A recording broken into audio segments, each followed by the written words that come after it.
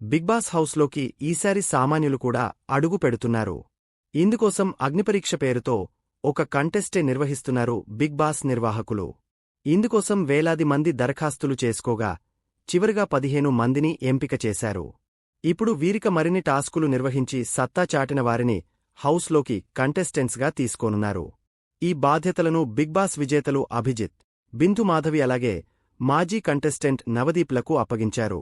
Sreemukhi హోస్ట్గా వ్యవహరిస్తోని big boss అగ్నిపరీక్ష తాజా ఎపిసోడ్లో 2 కీలక ఎలిమినేషన్లు జరిగాయి.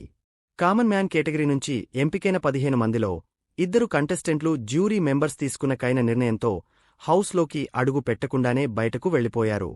ఎలిమినేట్ అయిన 2 కంటెస్టెంట్స్లో ఒకరు శ్వేతా శెట్టి కాగా మరొకరు ప్రసన్న కుమార్.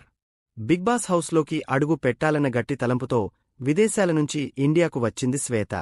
మొదట్లో గేమ్ బాగానే ఆడింది. టాస్కుల్లో సత్తా చాటింది.